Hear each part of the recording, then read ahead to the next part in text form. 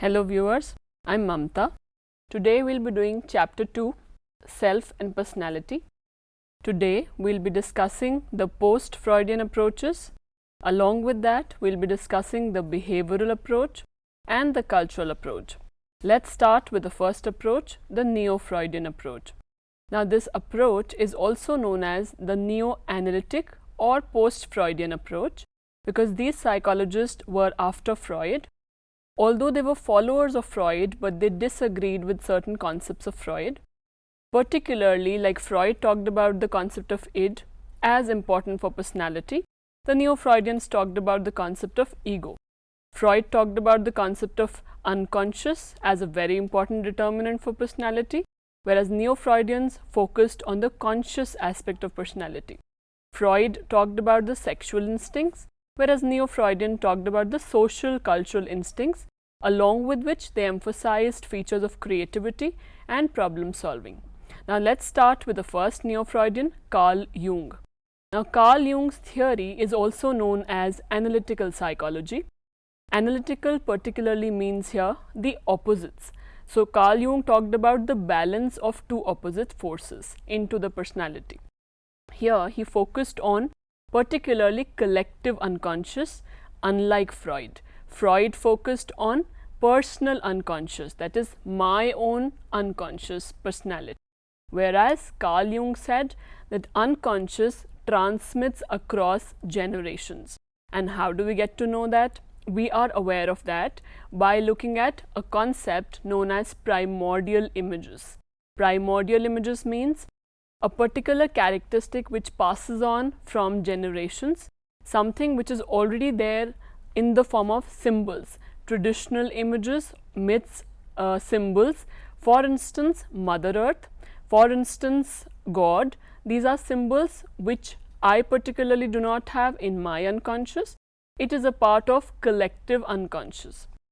Now, Carl Jung also discussed, when he talked about analytical psychology, he said that our self, since it has balance of the opposites, for instance, male and female balance out into the opposite pattern, that is what is analytical.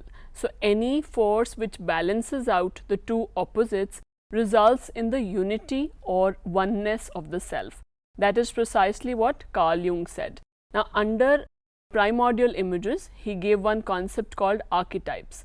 Archetypes is basically those symbols in the mythological stories that we have in our collective unconscious.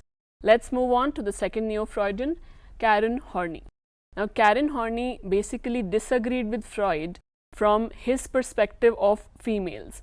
Now Karen Horney said that the difference between the two gender is primarily cultural. It is what society grooms females as.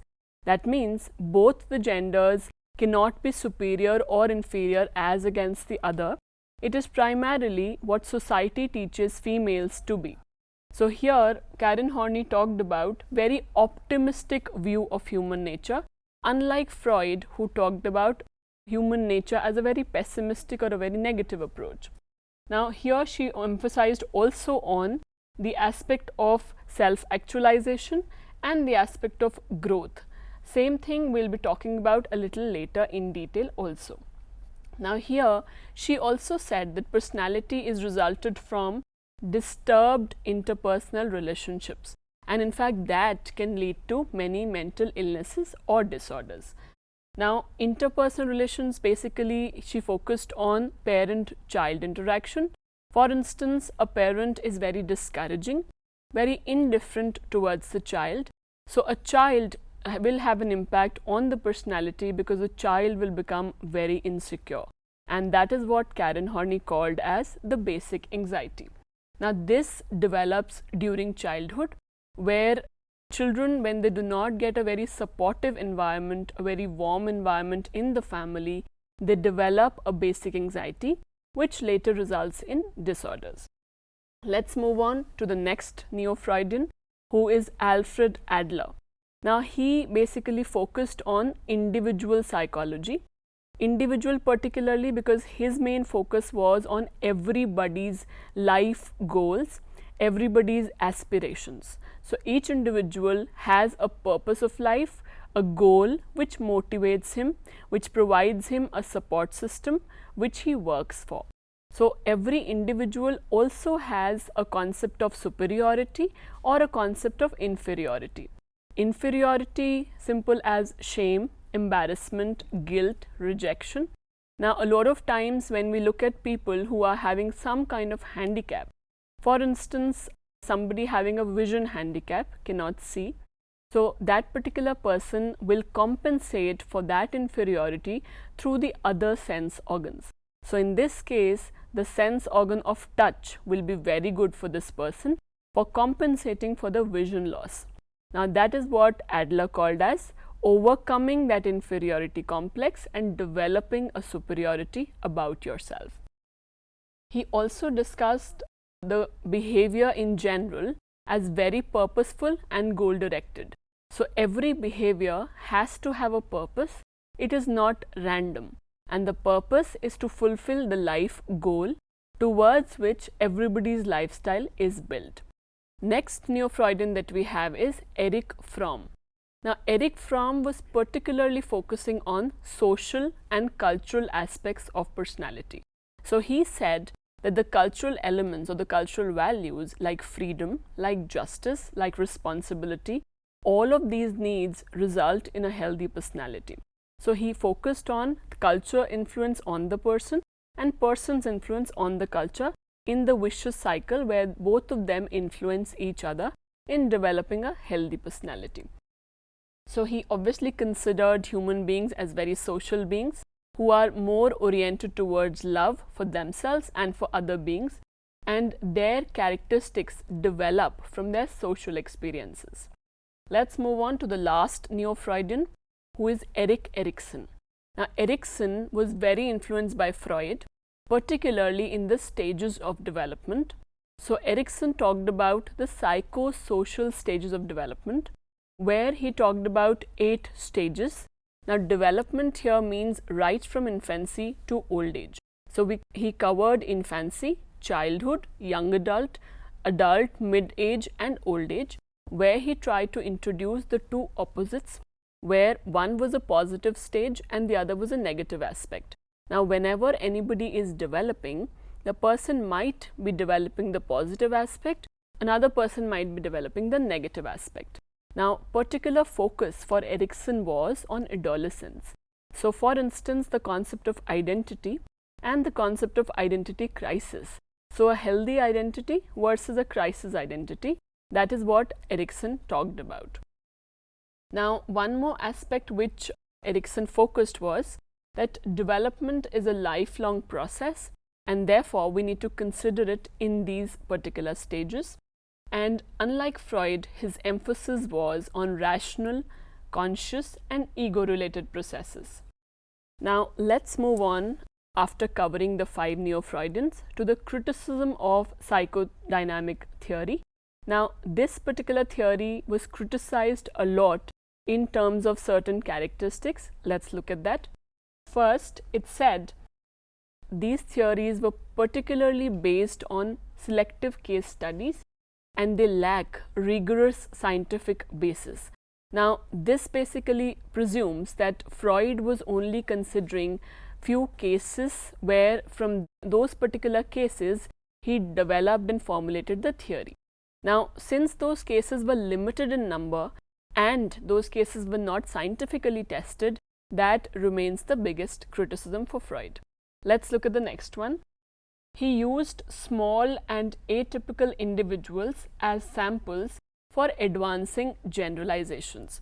Now here again, if Freud was using very limited number of data and particular kind of individuals who were atypical, having certain set of characteristics, and then he generalized those to the population, again that was considered unjustified. Let's look at the third one. The concepts are not properly defined and it is difficult to subject them to scientific testing. Now a concept like unconscious, a concept like progression, a concept like displacement, these concepts were not very clearly defined. For a layman to hear a concept like ego, it will be very confusing because the person will confuse it with a normal everyday concept of ego. So such concepts were very confusing and not accurately defined as per the critics. Let's look at the last one. Freud used males as prototypes of human personality development. He overlooked female experiences and perspectives. Now, this has been the major criticism. His own daughter criticized him for this, that why are you only looking at one particular gender and then you are applying it the same to all the genders, which is not fair again. So, with that we wind up criticism of Freud's theory. Now, let's move on to the topic of behavioral approach. Now, behavior per se is any reaction or any response to an outside stimulus. Now, this theory particularly talks about a stimulus or another stimulus or stimulus response. So, it can be SS conditioning, which we call the first one as classical conditioning by Pavlov, where he talked about the association between two stimulus. For instance, a normal response for a dog looking at food or hearing about food will be to salivate. That's one stimulus. The other stimulus, suppose light blinks and then food is given. So, one stimulus and the other stimulus, that is classical conditioning. The second part of it is operant conditioning given by Skinner, where he basically focused on the concept of reward and punishment. Reward was used in the concept of reinforcement, where a particular behavior has a higher probability of getting repeated in the future. So, that is reinforcement. For instance, a particular child is told by the mother that if you do your homework, you will be allowed to go out and play. So, his chances of doing the homework increases in future because he knows that if he does it on time, he will be allowed to go out and play. That is operant conditioning, where the person operates on the environment, where the person influences the environment. The third aspect of behavioral theory is talking about the social learning theory, which basically deals with the role models. Now, these role models inspire the person to behave in certain ways. This theory is given by Bandura.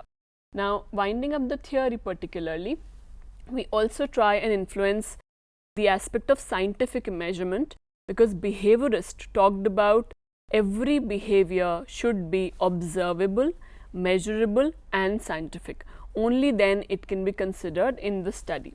The last approach is a very simple approach, which is a cultural approach, talking about how a particular culture, lifestyle, rituals, values, ceremonies influences your behavior.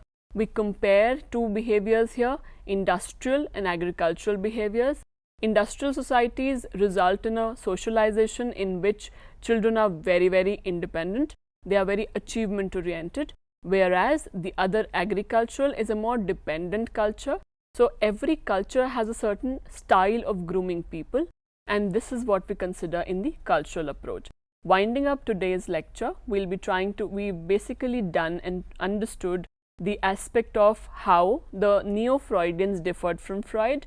Covering that, we moved on to the behavioral approach, and finally we tried and understood the cultural approach. That's about it for today. Thank you.